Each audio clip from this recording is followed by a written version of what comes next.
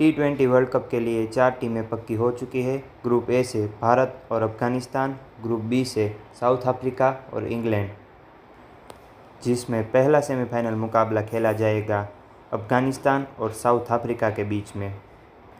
मुकाबला होगा 27 जून से 6 बजे से। अगर इस मुकाबले में बारिश होती है तो सेमीफाइनल में कौन जाएगा, इस बात की चर्चा हम इस वीडियो में करने वाले हैं।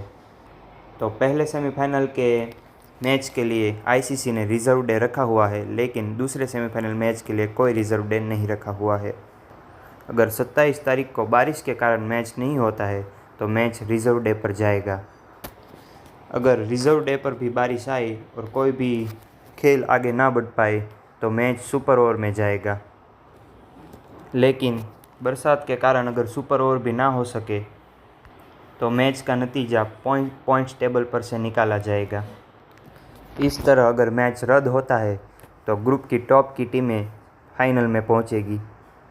सुपर 8 में जो टीमें टॉप पर थी वो 2 टीमें फाइनल में जाएगी। अगर इस तरीके से हुआ तो मतलब कि अफगानिस्तान और अफ्रीका के मैच में अगर मैच अपने निश्चित डे पे नहीं होता और रिज़र्व डे पे भी नहीं होता और सुपर ओवर भी अगर शक्य ना हो तो मैच साउथ अफ्रीका को जिताया जाएगा, मतलब साउथ अफ्रीका जीती हुई मानी जाएगी। अगर खेल खेला जाता है और बीच में कहीं बारिश आ जाती है तो डीएलएस का नियम 10 ओवर के बाद ही लागू होगा, मतलब कम से कम 10 ओवर खेलना ज़रूरी है। वेस्ट इंडीज़ में बारिश की बहुत ज़्यादा संभावना होने के कारण मैच डे में 60 मिनट और रिज़र्व डे में 190 मिनट एक्स्ट्रा दिए गए हैं।